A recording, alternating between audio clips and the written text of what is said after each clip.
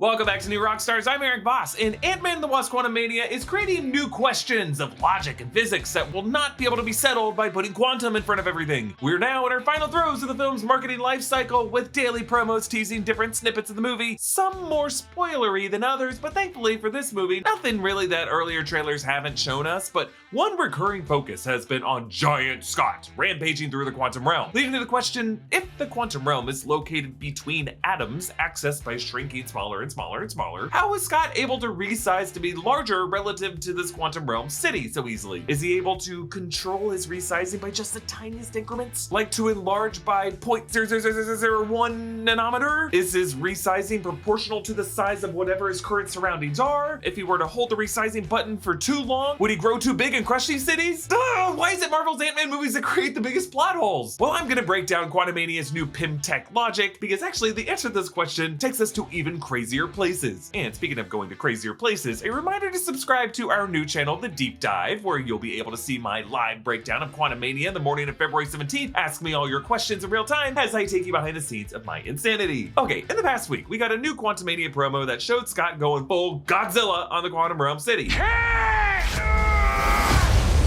Oh, our big boy's mad. Another promo shows Scott sizing up suddenly to grapple with a glowing orb floating toward him and Cassie, and later shots in that trailer show Scott initially falling into the quantum realm, tapping his chest like Iron Man to activate his suit, and then immediately grow to giant size so that he can cushion his own fall and land on his feet. Now, we know from the very first trailer that Scott grows to giant size while he's in this quantum realm and he faces Kang's fleet. However, we've also seen a shot of Scott in a different part of the quantum realm, it seems, where apparently one of his Schrodinger variants makes the mistake of growing to giant size, and that's what causes him to unravel. So for some reason, in that part of the quantum realm, resizing is impossible or just deadly. Either way, everything is inconsistent. I was just out of the country on my honeymoon, and I went on Netflix over there, and I was shocked to see all the stuff that normally is there in American Netflix, but not where I was. That's why it's so important to use NordVPN. With NordVPN, I could switch my virtual location on my device with one click, letting me access streaming services from over 60 countries at no extra cost. This opens up a smorgasbord of stuff to watch that I wouldn't be able to access without NordVPN. NordVPN is also the fastest VPN out there, so you won't have to sacrifice speed for sake of your shows. It's what we use at New Rockstars offices, and let me tell you, it's fast. For the price of just one cup of coffee a month, I get to have premium cybersecurity on 6 devices and gain access to streaming services from over 60 countries at no extra cost. It's also available on every platform. To grab your exclusive NordVPN deal, go to nordvpn.com/newrockstars to get a huge discount off your NordVPN plan, plus a bonus gift. NordVPN is a 30-day money-back guarantee, so you can try NordVPN completely risk-free. Just click the link in the description to get started. We should pause here to focus on the fact that Scott has a suit with a chest button. It's completely new for him. Something closer to the nanotechnology we saw Tony Stark wearing under his clothes, like the Mark 50 suit in Avengers Infinity War. He could just kind of tap it and go right in the middle of the street. Previously, Scott has always had to awkwardly, slowly suit up into that motorcycle jumpsuit. It wasn't convenient at all. Clearly, now it has been upgraded. So in the time since Avengers Endgame, the Pym family has been busy. So the simplest explanation for how Scott is able to resize so effectively on a subatomic level is that the quantum realm isn't just the loose space between atoms of our universe, it's its own separate realm, and the portal to this realm can only be accessed by shrinking to a subatomic scale. Like, imagine going from one large room that we're in right now to another large room that's right beside us, but the door to that room is really small. Come on in! It's your master bedroom!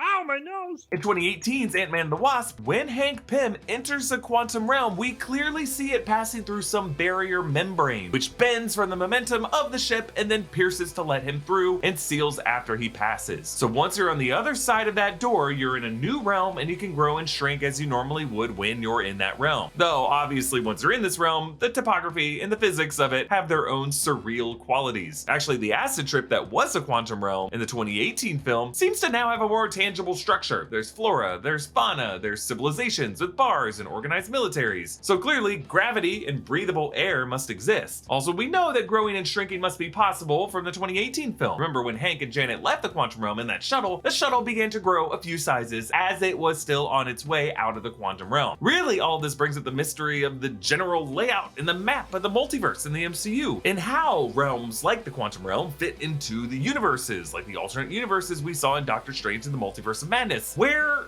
is everything. The movie Everything Everywhere All at Once depicted its multiverse as a plane of bagels that can get linked together in a chain or slingshotted around each other like pinballs. So is it that hard for the MCU to come up with its own visual aid? It seems like every movie, every Disney Plus show are coming up with their own way to try to explain it, and they're all really bad at it. And then in this movie, Janet describes the quantum realm as... It's a secret universe beneath ours. Okay, beneath, got it. But is beneath really the best way to describe where it is directionally? Like, isn't it really between ours or inside of ours or like metaphysically cat-corner to ours? Saying the quantum realm is beneath us is like saying hell is beneath us, which is silly. Hell is just something Mephisto made up to scare kids. Nothing's worse than the nightmare of existence we're living in right now. All of this is to say, I think this movie is going to require us to bend our linear understanding of space and instead see dimensions as shadow realms that are layered on top of our own and then also like inside of our own. Like filters we'd be able to see with just the right lens. And Pym particles are the key to all of it. They allow for dimension hopping because when you shrink down subatomic, the laws of physics no longer apply, and you get into quantum mechanics, which operate on their own theoretical rules. So if shrinking from our normal plane of existence to a subatomic scale allows access to the quantum realm, a separate dimension, shrinking between the atoms of that dimension may allow Scott to access an even deeper dimension, and that could be where we see Scott and his Schrodinger variants in the trailer footage. And at that level, resizing just isn't possible. You're not even a physical entity at that point. You're just like a hypothetical possibility of an entity, like the abstract thought section of the mind in Pixar's Inside Out, or the limbo layer of Christopher Nolan's Inception. This is really the darkest, most confusing pit of despair for the hero where nothing really makes sense. It's also kind of like the Tesseract sequence in Interstellar. We're literally in a giant plot hole here, and the way you get out of it is some kind of clever repositioning of things that makes sense in an emotional way. In Scott's case, using the logic of his own nature, an ant-man, and thus he and his variants stack the way ants do. So the Pym particle isn't just the key to the gateway of the quantum realm, it's also the ticket to the Nexus Forge of the multiverse. Shrinking, ladies and gents, what was once the campiest visual joke of the MCU is now the scariest thought experiment that's being put into practice. No wonder why Kang wants Ant-Man more than any other Avenger. A reminder to subscribe to our new channel, The Deep Dive, launching February 17th, and hey, you may have noticed me wearing this new shirt. This is actually a custom shirt inspired by Ant-Man and the Wasp's Quantumania that you can get at our merch store, nerdriot.shop. You can follow me on Instagram and Twitter at Erik Voss, follow the Rockstars, subscribe to New Rockstars for more analysis of everything you love. Thanks for watching, bye.